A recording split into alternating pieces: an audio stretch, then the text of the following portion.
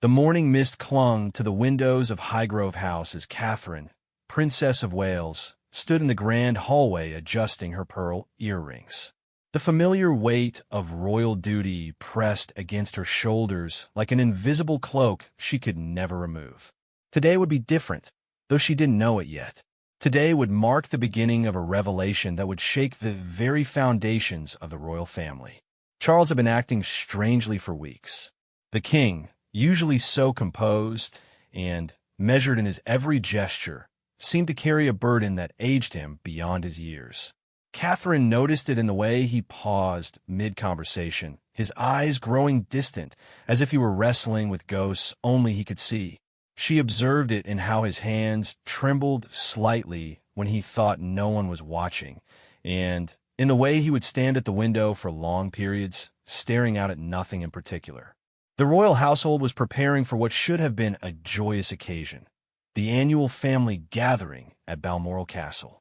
Princess Anne was expected to arrive that afternoon, along with other members of the family.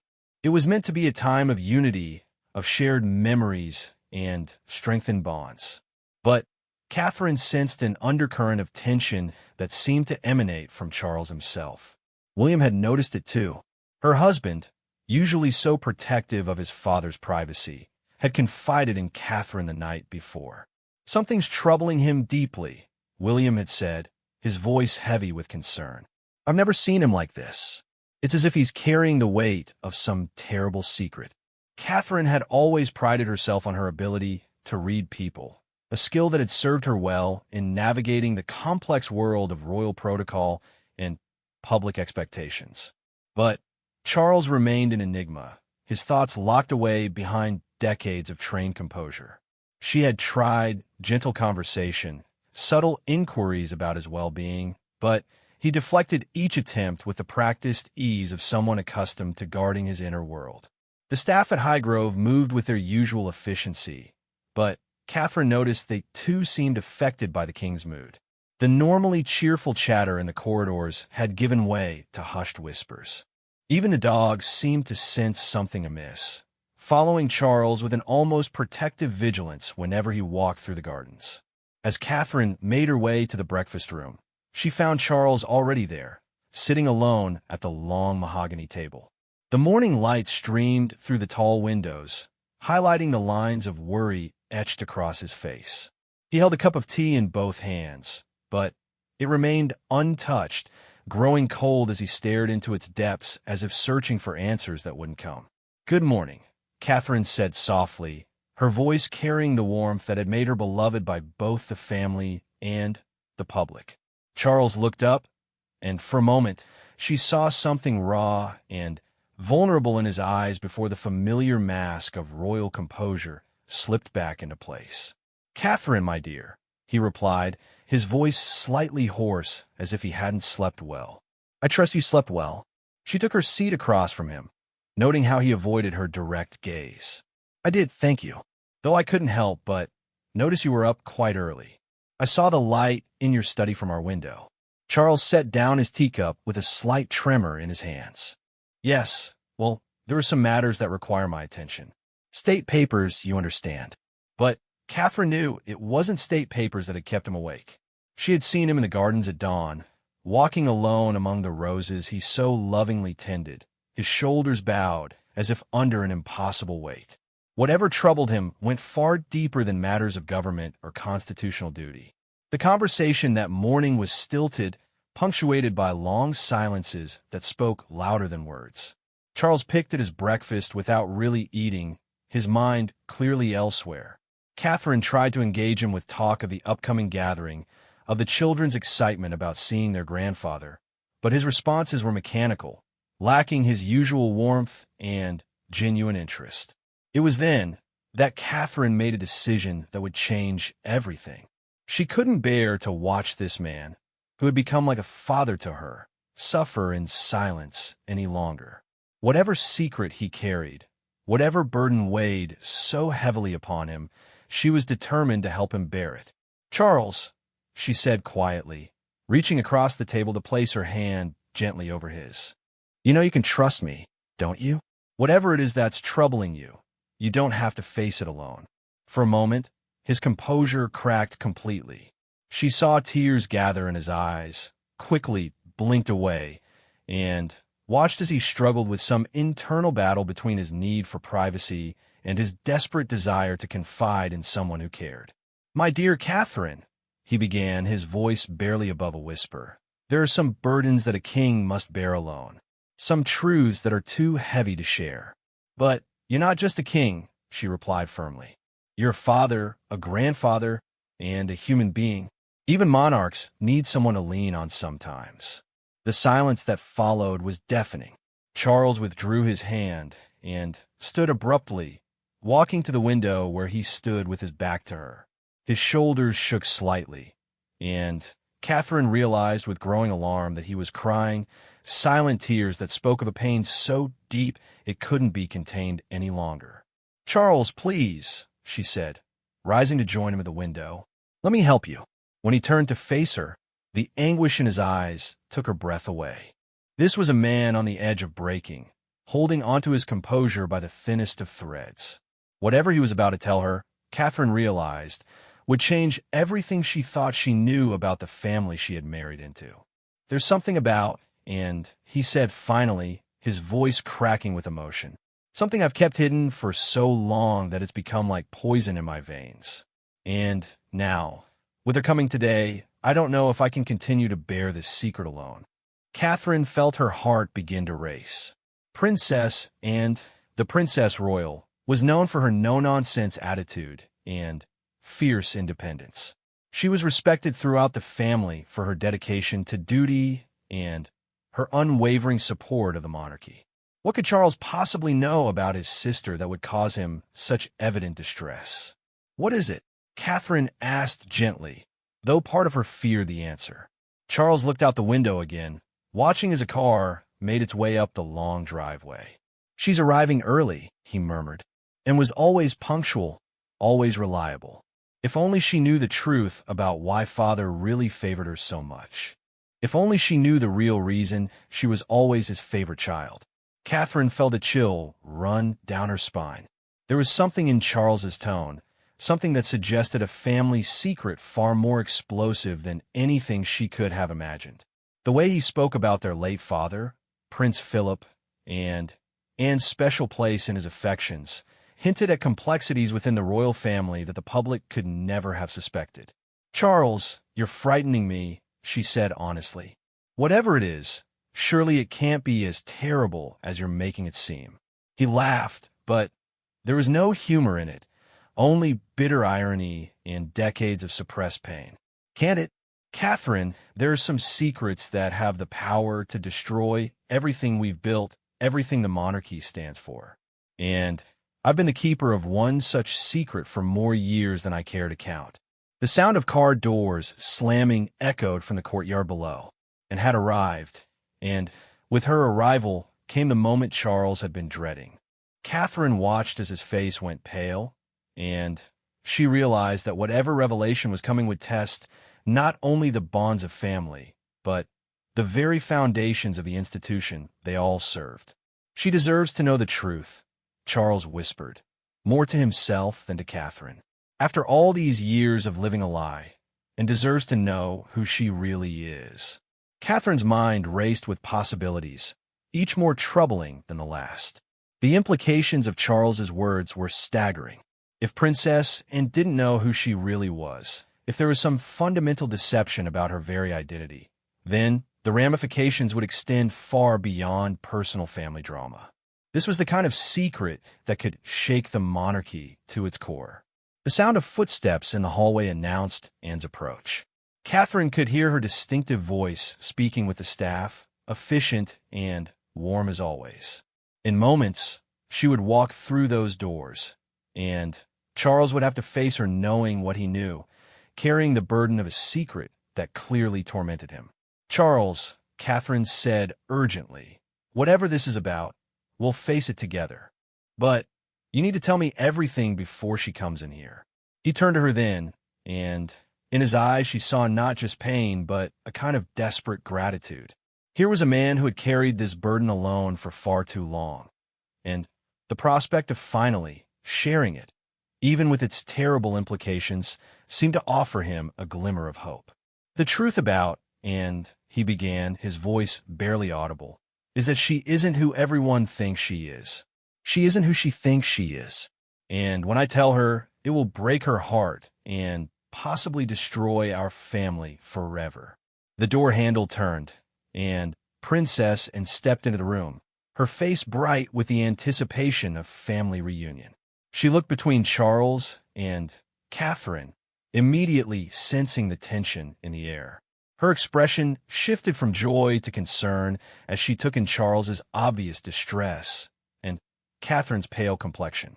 "Good heavens," and said, setting down her handbag and moving toward them with characteristic directness. "You both look as though someone's died. What on earth has happened?" Catherine felt the world shift around her as she realized they had reached the point of no return. Whatever Charles was about to reveal would change Princess Anne's life forever, and there would be no going back to the comfortable certainties they had all lived with until this moment. Princess Anne stood in the doorway, her keen eyes moving between Charles and Catherine with the practiced assessment of someone accustomed to reading situations quickly and accurately.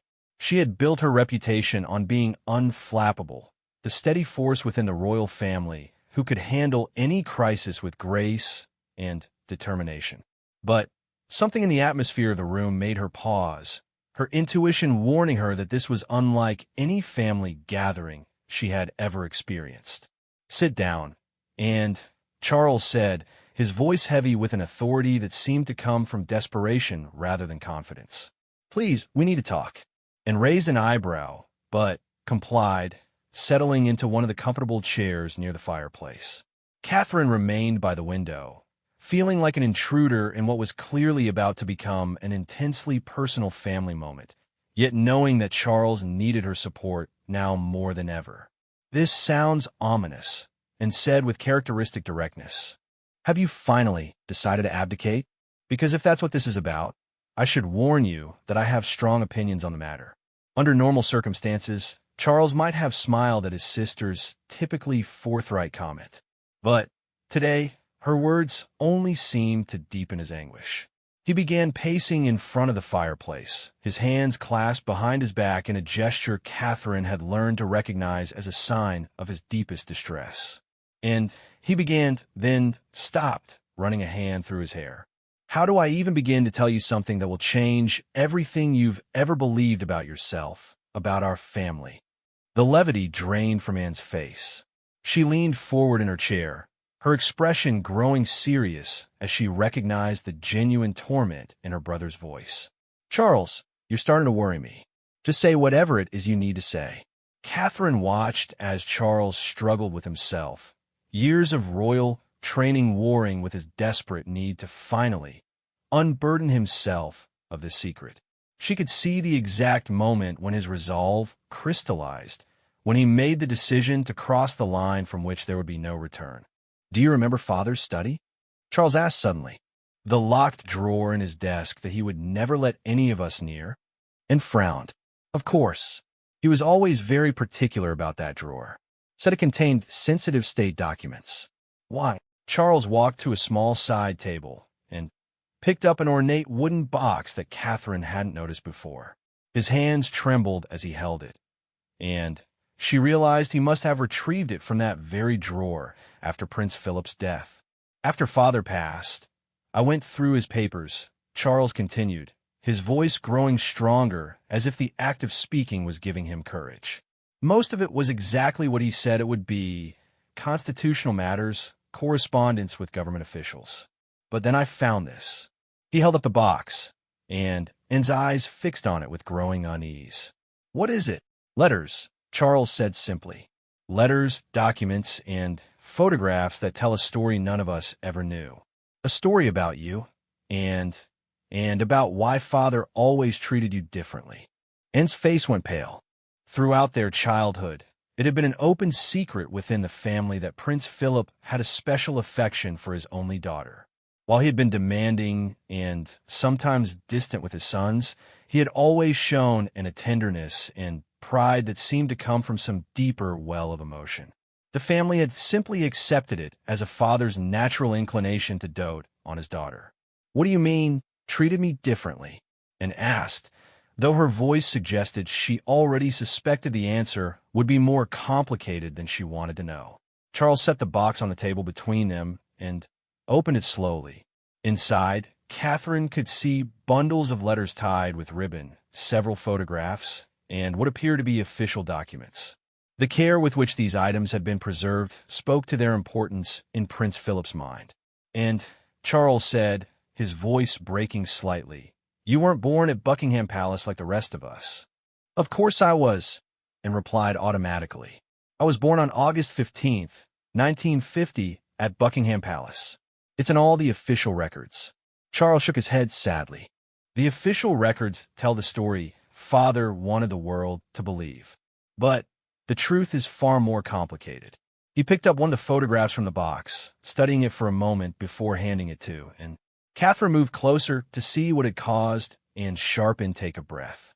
The photograph showed a young woman who bore a striking resemblance to, and standing beside Prince Philip in what appeared to be a private garden.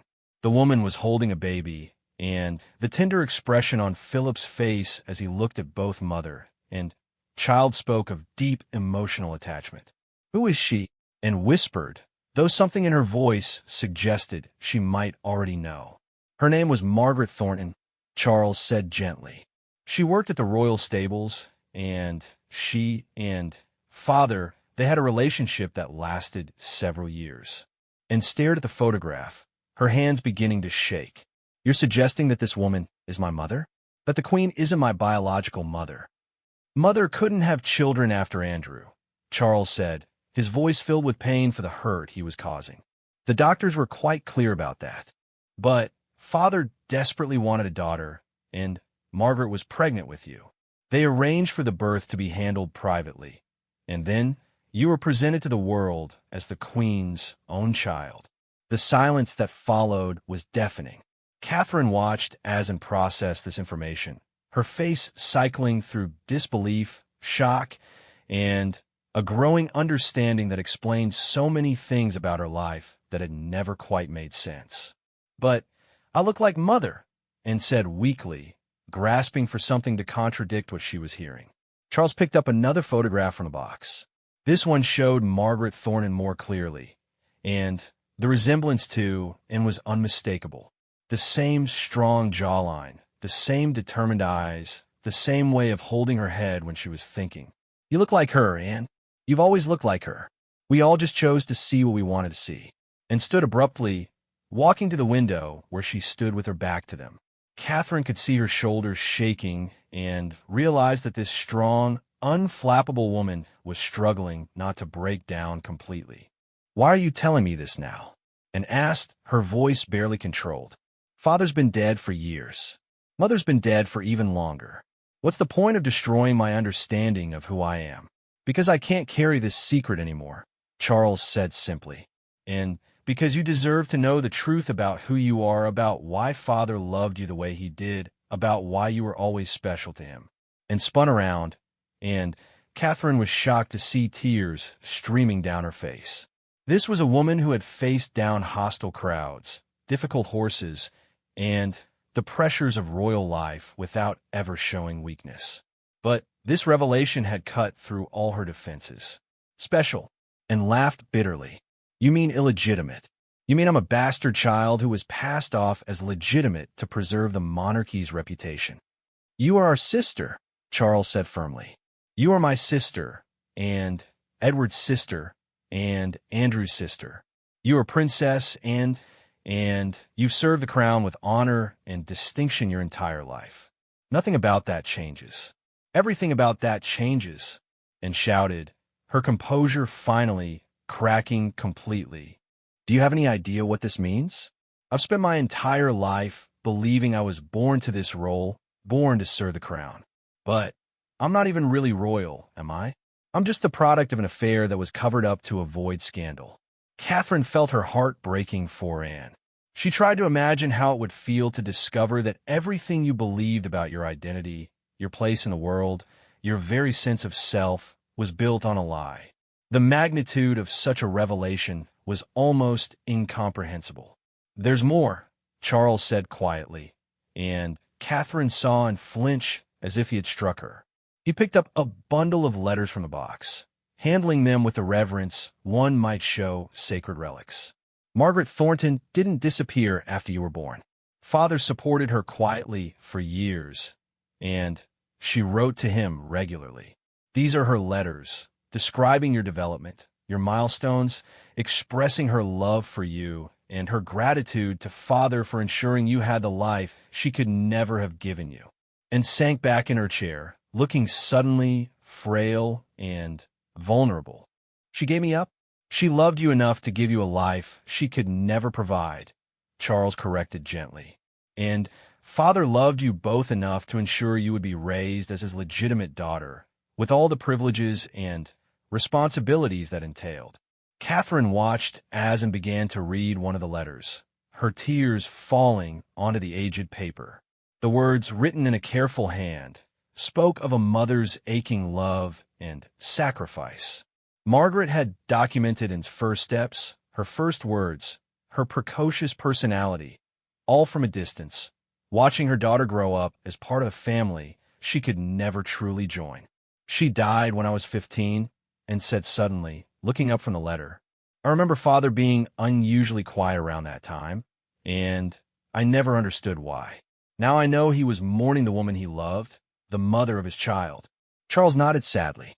He never got over losing her, and carrying the secret of your parentage became harder for him as the years went on, especially as you grew to look more and more like her.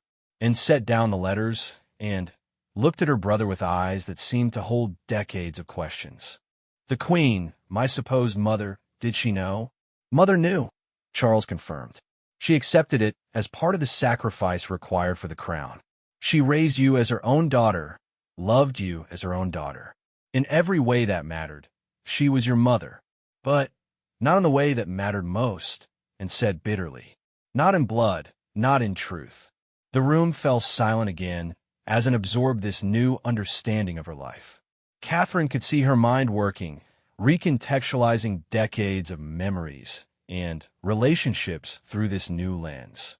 Every interaction with her supposed parents, every family gathering, every moment of feeling special or different now took on a completely different meaning. "Who else knows?" and asked finally. "No one," Charles replied. "Father made me promise to take this secret to my grave. But I can't do it, and I can't continue to lie to you about who you are," and laughed, but it was a sound without humor. "So you've decided to destroy my world instead. How thoughtful of you." The bitterness in her voice cut through Catherine like a knife. She could see the pain radiating from, and the sense of betrayal not just about her parentage, but about the decades of deception that had shaped her entire existence. "I thought you had the right to know," Charles said desperately. "I thought it would help explain why you've always felt different, why you've always been searching for something you couldn't name." "What I've been searching for," and said, standing again with sudden determination, "is a family that told me the truth. And apparently, that family doesn't exist." She moved toward the door, but Charles called out to her, "And please don't leave like this. We need to talk through what this means, how we handle this as a family." And paused at the doorway, her hand on the handle. When she turned back, Catherine was struck by the transformation in her face. The warm, capable woman who had entered the room was gone, replaced by someone who looked lost and deeply wounded. "Handle this," and repeated, "Charles, you just told me that my entire life has been built on a lie. You've told me that the woman I thought was my mother wasn't, that the man I thought was my father loved me for reasons I never understood, and that I'm not really who I believed myself to be for 73 years. How exactly does one handle that?" With that, she left the room, leaving Charles and Catherine alone with the open box of secrets and the weight of what had just transpired. Catherine realized that this was only the beginning. The revelation had been made, but the consequences were only just starting to unfold. The hours following Anne's departure from the breakfast room felt suspended in time, as if the very walls of Highgrove House were holding their breath. Catherine found herself pacing the corridors, unable to concentrate on anything while knowing that somewhere within these walls, Princess and was grappling with the complete reconstruction of her identity and place in the world. Charles had retreated to his study, the box of letters and documents spread across his desk like evidence in a trial that would never come to court.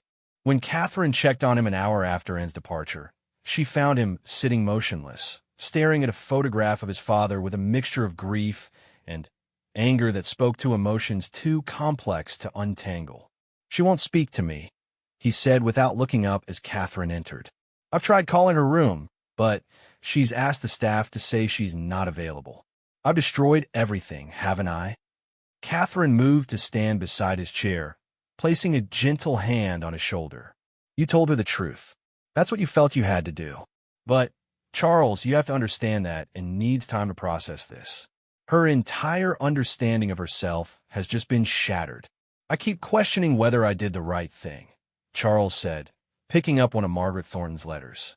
"Father made me promise to keep this secret. He was dying, and he made me swear that no one would ever know. But living with it has been eating me alive, and seeing and struggle with questions about her identity, always feeling like she didn't quite fit, it seemed cruel to let her continue wondering when I had the answers." Catherine studied the photograph that had so captured Charles's attention. It showed Prince Philip in his later years, standing in a garden with Anne. But now, knowing what she knew, Catherine could see something in Philip's expression that she had missed before, a deep sadness, almost a longing, as he looked at his daughter. It was the expression of a man who loved someone he could never fully claim. "Have you thought about what this means for the succession?" Catherine asked quietly. For Anne's position in the line of succession, her titles, her role in the monarchy, Charles's laugh was bitter. "Legally, nothing changes," and was legitimized by being raised as the Queen's daughter and acknowledged by the crown. Her birth certificate says she's the daughter of Elizabeth and Philip, and that's what matters in constitutional terms. But personally, psychologically, it changes everything. A soft knock at the door interrupted them, and one of the household staff entered with obvious reluctance. "Your Majesty," she said carefully, "Princess and has asked me to pack her bags. She wishes to leave for London this afternoon."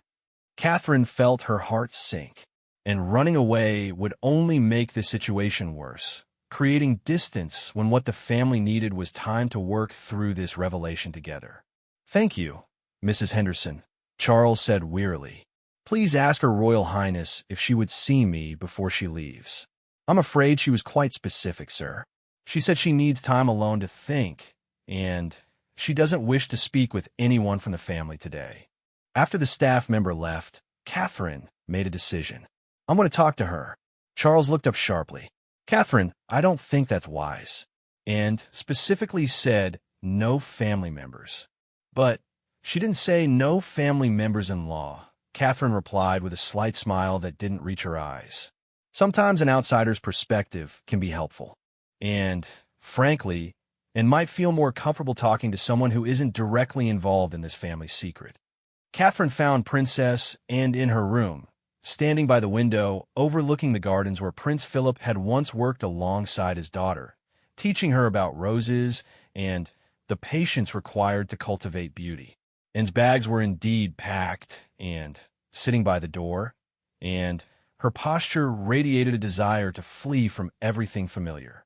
"I know you don't want to see family right now," Catherine said softly from the doorway, "but I was hoping you might talk to me." And I didn't turn around. "Did Charles send you?" "No. I came because I'm worried about you, and because I think you might need someone to talk to who isn't carrying the weight of this secret." And finally turned, and Catherine was shocked by how much older she looked than she had just a few hours earlier. The revelation had aged her, carving lines of stress and confusion around her eyes. "Do you want to know the worst part?" Anne asked, her voice hollow. "It's not that I'm illegitimate. It's not even that my whole life has been built on a lie. It's that part of me isn't even surprised. I always felt different, Catherine. I always felt like I didn't quite belong, like there was something about me that set me apart from my brothers. Now I know why. Catherine moved further into the room, careful not to invade in space, but wanting to offer her presence as comfort. That sense of being different might not have been about your parentage. You are different, but in wonderful ways. You've always been more independent, more willing to forge your own path. That's not about your birth circumstances. That's about who you are as a person. And laughed, but it was tinged with sadness. My whole life, people have said I'm different from my mother, the Queen. They said I had my own way of doing things, my own approach to royal duty. I always assumed it was just personality. Now I realize it's because she wasn't actually my mother. But she raised you, Catherine said gently. She loved you and supported you and shaped you into the remarkable woman you became. Biology doesn't determine family, and love does. Commitment does. The choice to be there day after day, year after year. That's what makes a parent. And sank into a chair by the window, suddenly, looking exhausted. I keep thinking about all the times I felt guilty for not being more like her, for not being the daughter she deserved. And all along, I was trying to be someone I could never be because I'm not actually her child. Catherine joined her by the window, sitting in the adjacent chair. Tell me about your mother, the Queen. Tell me about your relationship with her. For a moment, Anne's face softened. She was wonderful to me. Patient, supportive, always encouraging me to find my own way. I remember when I was going through my divorce, she never judged me. She just supported my decision and helped me navigate the difficulties. She celebrated my achievements and comforted me through my failures. That sounds like a real mother to me, Catherine observed quietly. But she knew the truth and said, the pain creeping back in her voice. Every time she hugged me, every time she said she was proud of me, she knew I wasn't really hers. How do I reconcile that? Catherine considered this carefully. Maybe the fact that she chose to love you, knowing the truth, makes her love even more meaningful. She didn't love you because you were biologically hers. She loved you because of who you are. That's pure, unconditional love. And was quiet for a long time, staring out at the gardens where so many family memories had been made. I keep thinking about my biological mother too, she finally said. Margaret Thornton. I never got to know her, never got to thank her for the sacrifice she made. She gave me up so I could have a better life, and I never even knew she existed. For what Charles showed us, it sounds like she followed your life from afar. She knew about your accomplishments, your work, your dedication to duty. In a way, she got to see that her sacrifice gave you exactly what she hoped it would, a life of purpose and meaning. And pulled one of Margaret's letters from her jacket pocket. She wrote about watching me in my first public engagement. I was terrified, but she wrote that she was proud of how composed I was, how naturally I seemed to take to the role. She said she hoped I would find happiness in the life she had helped give me. Catherine felt tears welling up in her own eyes. She sounds like she was an extraordinary woman, strong enough to make an impossible sacrifice, loving enough to put your welfare above her own desires. I wish I could have met her and whispered. I wish I could have told her that I did find happiness, that her sacrifice wasn't in vain. Maybe the way you've lived your life is thanks enough, Catherine suggested. Your dedication to your charities, your work ethic, your loyalty to the family, and the crown, maybe that's the greatest tribute you could give to both of your mothers. And looked at Catherine with something approaching gratitude. You're very wise for someone who married into this madness. Catherine smiled. I've learned a lot about family secrets and the complexity of royal life. But I've also learned that at the end of the day, we're all just people trying to do our best with complicated circumstances. They sat in comfortable silence for a while, watching the afternoon light move across the gardens. Finally, and spoke again. I'm still angry with Charles for telling me. Part of me wishes I could go back to not knowing. But you can't, Catherine said gently. And deep down, don't you think you're also relieved to finally understand why you've always felt different?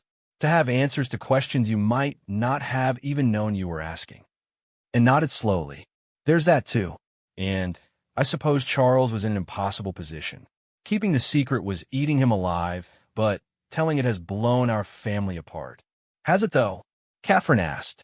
Or has it just forced you all to be more honest about who you really are? Sometimes the truth is painful, but it's also liberating. And stood and walked to her pack bags. For a moment, Catherine thought she was still planning to leave. But instead, and began unpacking them, hanging her clothes back in the wardrobe with decisive movements. "I'm not running away," and announced. "My brothers and I need to work through this together. We're family, regardless of blood or birth circumstances or decades-old secrets. And we'll figure out how to move forward as a family." Catherine felt relief wash over her. That's the princess, and I know. Facing challenges head-on instead of backing down. And turned to her with a rueful smile. "Though I'm still furious with Charles. He's going to have to work very hard to earn my forgiveness for the way he handled this." "He knows that," Catherine assured her. "He's downstairs right now, completely devastated by your reaction, questioning every decision that led to this moment." "Good," and said with characteristic bluntness. "He should question it. Keeping family secrets is hard, but revealing them can be even harder. We all need to be very careful about how we handle this going forward." As they prepared to go back downstairs together, and paused at the mirror, studying her reflection with new eyes. "I keep looking for signs of her in my face now. Margaret Thornton. It's strange to think that all these years, when people said I looked like my father, they were right, just not in the way anyone thought." Catherine joined her at the mirror. "You look like yourself, Anne. You look like a woman who has lived a life of purpose and integrity, regardless of how that life began. That's what people see when they look at you, not genetics, but character." And straightened her shoulders, and Catherine saw the strong, determined Princess Royal reasserting herself. "Well then, I suppose it's time to go face my brother and start figuring out what comes next. This family has survived scandals before. We'll survive this one too." As they walked back toward the study where Charles waited, Catherine realized that this revelation, as devastating as it had been, might ultimately bring the family closer together. Sometimes the truth, even when it hurt, created space for deeper understanding and more authentic relationships. The real test would be how they chose to move forward from here, how they would integrate this new understanding into their family dynamic, and whether they could find a way to honor both the truth and the love that had shaped their lives. When Catherine and returned to the study, they found Charles exactly where Catherine had left him, surrounded by the scattered remnants of a family secret that had shaped decades of relationships. But something in his posture had changed. Where before he had seemed crushed by the weight of revelation, now he appeared resolved, as if he had come to some important decision during their absence. William had arrived while they were gone, summoned by his father's urgent call. He sat across from Charles, his face grave as he studied the photographs and letters spread across the desk. When and entered the room, he looked up with a mixture of relief and concern. "And," William said, standing immediately, "Father told me everything. I'm so sorry you had to learn about this in such a shocking way." And nodded stiffly. "Yes, well, your father has always had a talent for dramatic timing." Despite her words, there was less venom in her voice than there had been hours earlier. Charles looked up as they entered, his eyes immediately seeking Anne's face for any sign of forgiveness or understanding. What he found there wasn't warmth, but it wasn't complete rejection either. It was the look of someone who was working through complex emotions and trying to find a path forward. "I've been thinking," Charles said carefully, "about what we do now, about how we handle this as a family, and what it means for all of us going forward. And what have you concluded?" And asked, settling into the chair she had occupied that morning, though everything about the world had changed since then. "That I may have been wrong to tell you," Charles admitted, his voice heavy with regret. "Not because you didn't have a right to know, but because I was selfish. I told you because I couldn't bear carrying the secret anymore, not because it was necessarily what was best for you or for our family." And was quiet for a long moment, considering his words. "You were right to tell me," she said finally, surprising everyone in the room. "Not because of how you did it, but because I deserve to know the truth about who I am. I just wish you had found a gentler way to share it." William leaned forward in his chair. What I don't understand is why grandfather felt this had to be such a closely guarded secret. Illegitimate children of royals have been acknowledged before. It's not unheard of in our family's history. Times were different then, Charles explained. Father was navigating the early years of Mother's reign, when everything the royal family did was scrutinized for signs of weakness or scandal. An affair, an illegitimate child, it could have destabilized the monarchy at a crucial time. Catherine, who had been listening quietly, spoke up. But also, from what we read in Margaret's letters, it seems like she didn't want to complicate Anne's life by being a visible presence. She chose to sacrifice her own relationship with her daughter for Anne's benefit, and picked up one of the photographs, studying her biological mother's face with a mixture of curiosity and longing. I keep wondering what she was like, whether we would have been friends, whether I inherited anything from her besides appearance. According to the staff records that Father kept, Charles said gently, reaching for a folder he hadn't shown them earlier, Margaret Thornton was known for her independence and her work ethic. She was excellent with horses, fearless in her riding, and had a reputation for speaking her mind, despite herself, and smiled slightly. Well, that explains a few things. William chuckled. More than a few things. You've never backed down from challenging your life. The tension in the room began to ease slightly as they talked about Margaret's characteristics and how they had manifested in Anne's personality. It was a way of honoring this woman they had never known, while also helping and understand aspects of herself that had always seemed to come from nowhere. There's something else, Charles said, his tone becoming serious again. Something I haven't told you yet. Anne's face tightened. More secrets? Charles, I don't think I can handle any more revelations today. This isn't about the past, he assured her quickly. It's about the future, about what we do with this information. He pulled out a legal document from the bottom of the box. Father prepared this before he died, but never filed it. It's a formal acknowledgement of your parentage, along with provisions for ensuring that your position in the succession and your titles remain unchanged. Catherine examined the document over William's shoulder. It was clearly the work of experienced constitutional lawyers, covering every possible legal implication of Anne's true parentage while protecting her position within the monarchy. He was going to tell me eventually? And asked, her voice catching slightly. I think he wanted to, Charles replied. But he struggled with it until the end. This document suggests he was preparing for a time when the truth might come out, and he wanted to ensure you would be protected when it did. And stared at the document, tears beginning to flow again.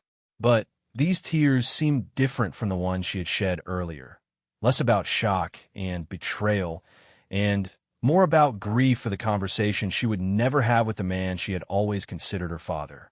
He protected me even in death, she whispered, even when telling the truth might have freed him from the burden of a secret.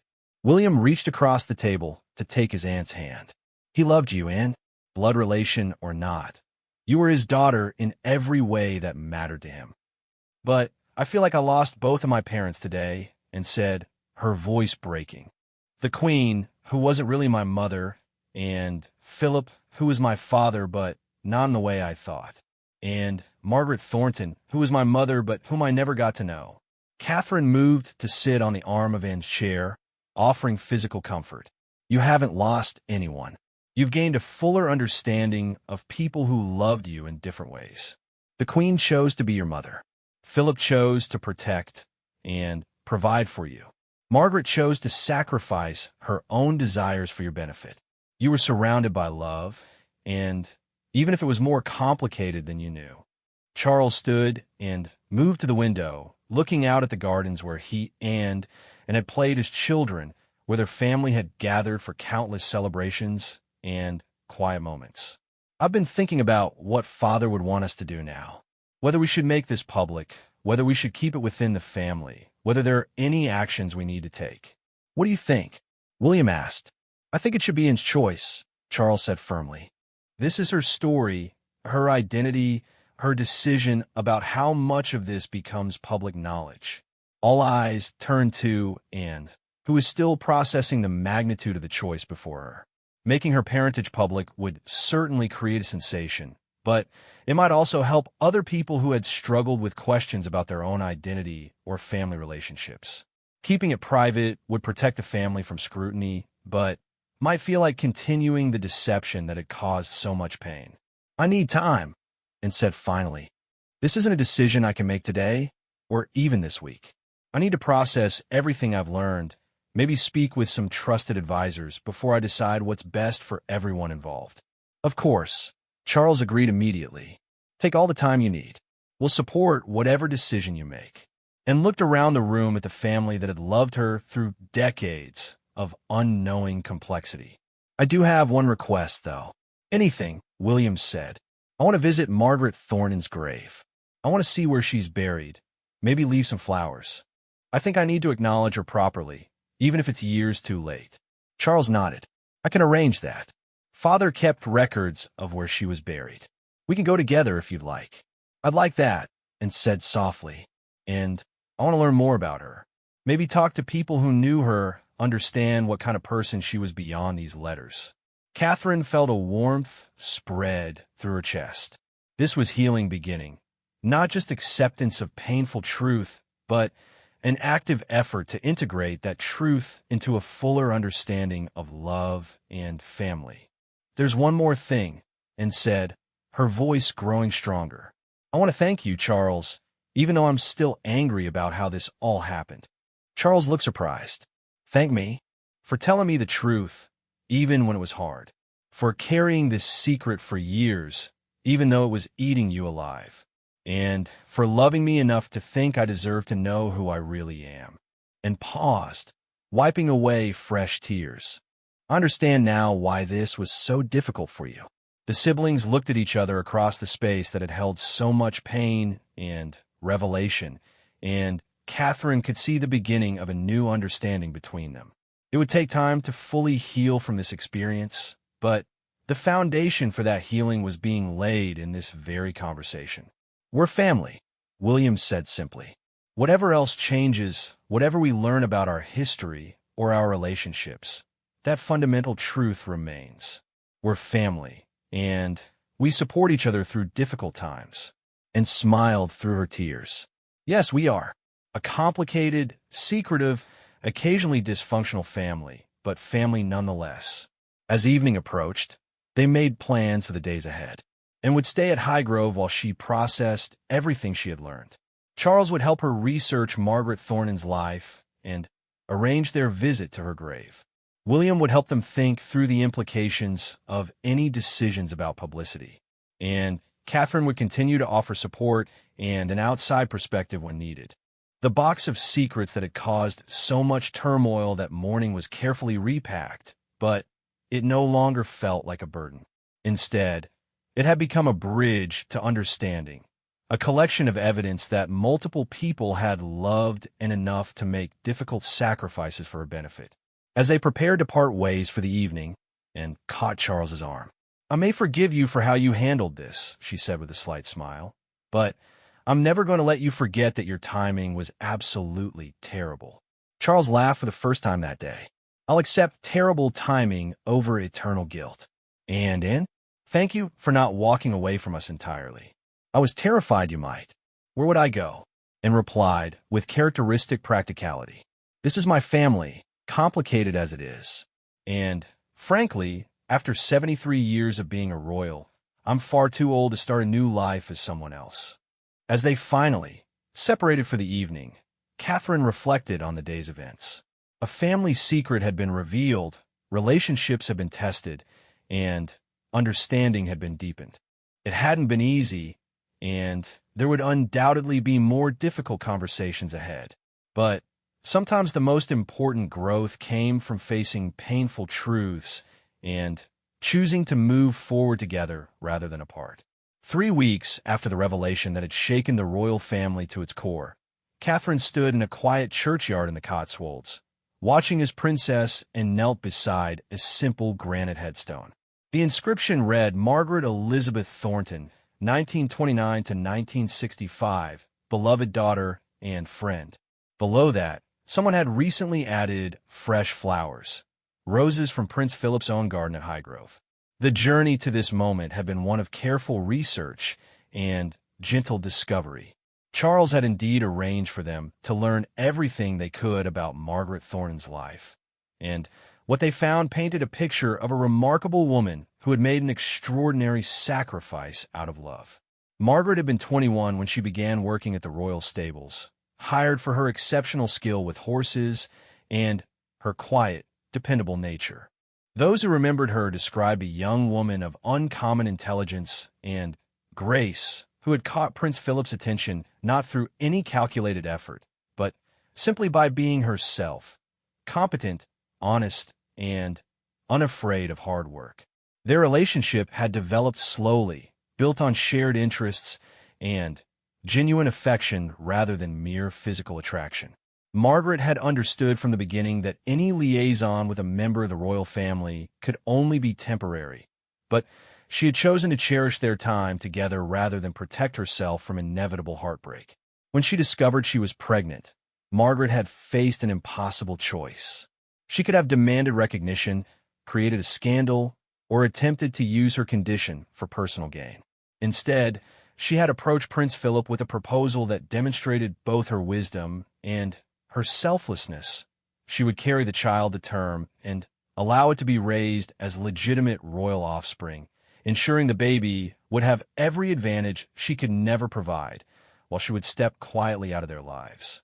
She gave me everything, and said softly, her fingers tracing the letters of Margaret's name on the stone. A family, a position, a purpose, opportunities she could never have imagined for herself. And she asked for nothing in return. Catherine and Charles stood a respectful distance away, allowing in this private moment with the woman who had given her life. They had been coming to this churchyard for several days now, Asin worked through her complex feelings about her biological mother and the sacrifice that had shaped both their destinies. I keep wondering if she ever regretted it, and continued, though she seemed to be speaking more to Margaret than to her companions. If she ever watched me on television or read about me in the papers, and wished she could claim me publicly, could tell people that I was her daughter. From their research, they had learned that Margaret had never married, had never had other children. She had worked quietly in various country estates until her death from cancer at the young age of 36. Those who knew her said she had followed the royal family's activities with interest, but had never spoken about any personal connection to them. I think she found peace in her choice, Catherine offered gently. From everything we learned about her, she seems to have been someone who could live with difficult decisions because she knew they were the right ones, and stood slowly, brushing dirt from her knees. I've made my decision about what to do with this information. Charles looked at her with a mixture of hope and apprehension. Over the past weeks, and had processed her feelings and consulted with trusted advisors, the family had respected her need for space and time. But they had all been waiting to learn how she wanted to handle the public aspects of this revelation. I'm not going to make it public, and said firmly. Not now, perhaps not ever. Margaret chose to give me a private sacrifice, and I want to honor that choice. Making her story public now would turn it into a sensation, a scandal, something for people to gossip about over breakfast. She deserves better than that. Catherine felt a wave of relief, though she had been prepared to support in whatever she decided. The media attention that would follow such a revelation would be intense and potentially harmful to everyone involved. But, and continued, I'm going to make some changes to how I approach my royal duties. I want to establish a scholarship in Margaret's name for young women who want to work with horses. I want to support charities that help single mothers facing difficult choices. I want to honor her memory through my work, even if no one understands the personal connection. Charles smiled, and Catherine could see the pride in his expression. That sounds like exactly what she would have wanted. A way to help others rather than seeking recognition for herself. And turned back to the headstone one final time. I also want to establish a trust to maintain this grave site properly. She shouldn't be lying here forgotten, even if the world never knows who she really was to us. As they walked back through the churchyard toward their cars, and seemed lighter somehow, as if the act of honoring Margaret's memory had helped her integrate this new understanding of her identity into her sense of self. "There's one more thing," and said as they reached the churchyard gate. "I want to change how our family handles secrets going forward." Charles looked curious. "What do you mean?" "I mean, no more decades-long deceptions. No more carrying burdens alone until they become unbearable. If something important happens, something that affects our family relationships or our understanding of who we are, we deal with it openly and honestly, even if it's painful." Catherine nodded approvingly. "That sounds like wisdom born from experience." "It is, and confirmed. I never want another member of our family to go through what I went through 3 weeks ago, learning that their entire understanding of themselves was incomplete. And I never want another member of our family to carry the kind of burden Charles carried for years." They drove back to Highgrove in contemplative silence, each lost in their own thoughts about family, truth, and the complex ways that love could manifest across generations. When they arrived, they found William waiting for them in the drawing room, along with Edward and Andrew, who had been briefed on the situation and had come to show their support for Anne. The family gathering that followed was unlike any they had ever shared. For the first time, they talked openly about family secrets, about the pressures of royal life, and about the ways they could support each other more effectively going forward. Edward, typically the most private of the siblings, spoke about his own struggles with living up to royal expectations. Andrew shared his regrets about some of his past choices and how they had affected the family. William talked about the challenges of preparing for kingship while trying to maintain authentic relationships with his children. "We've all carried secrets or struggled with burdens we thought we had to bear alone," and observed. "Maybe it's time we started being more honest with each other about the challenges we face." Catherine watched this remarkable conversation unfold, thinking about how crisis could sometimes bring people closer together if they chose to respond with openness rather than defensiveness. The revelation about Anne's parentage had certainly been painful, but it had also created an opportunity for the family to examine their patterns of communication and secrecy. "I have a proposal," Charles said as the evening grew late. "What if we instituted regular family meetings, not for ceremonial purposes, but for genuine conversation? Time set aside specifically for supporting each other through whatever challenges we're facing." The idea was met with enthusiasm from everyone present. They agreed to meet monthly at Highgrove, away from the formal protocols of other royal residences, to share honestly about their lives and concerns. As the family began to disperse for the evening, and approached Catherine privately, "I wanted to thank you," she said quietly, "for that conversation we had when I was ready to run away. You helped me understand that love isn't diminished by complexity, that family isn't defined solely by blood." Catherine felt touched by Anne's gratitude. "You would have figured it out on your own. You just needed time to process everything." "Perhaps," Anne agreed. "But having someone to talk to who wasn't directly involved in the secret made all the difference. You helped me see that I hadn't lost family members. I had simply gained a fuller understanding of how many people had loved me." Later that night, as Catherine and William prepared for bed, they reflected on the extraordinary weeks they had just experienced. "Do you think the family will really be different going forward?" Catherine asked. "More open, more willing to share burdens?" William considered this carefully. "I think we've all learned something important about the cost of secrets. Not just the cost to the person keeping them, but the cost to relationships when truth is delayed or hidden." Anne's reaction, as painful as it was, showed all of us what can happen when we try to protect each other through deception rather than through honest support. Catherine nodded, and I think seeing how Margaret Thornton chose to handle an impossible situation with such grace gave Anne a model for how to respond to this revelation. She could have chosen bitterness or public drama, but instead she chose private honor and practical action. "That's very much like Anne," William observed with a smile. "She's always been more interested in getting things done than in making public statements about them."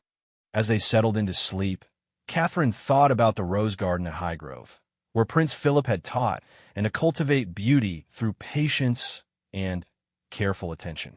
In many ways, that garden had become a metaphor for their family, something that required ongoing care, that could survive harsh seasons if properly tended, and that could produce unexpected beauty even from difficult circumstances.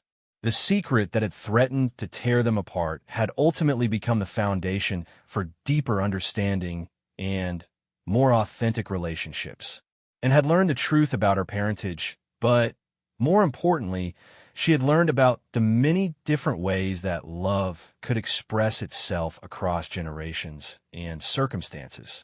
Margaret Thornton's sacrifice had given and not just life and opportunity, but a model for how to handle difficult truths with grace and dignity.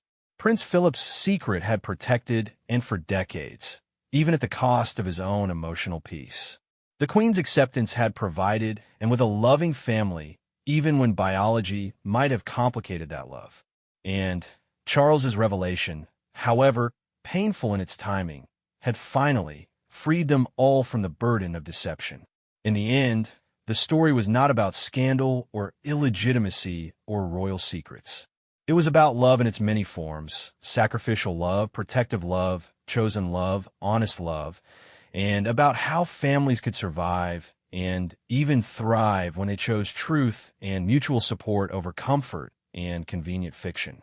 The rose garden would continue to bloom, tended now by people who understood more fully the complex roots from which their family had grown, and who were committed to nurturing it with both honesty and care for generations to come.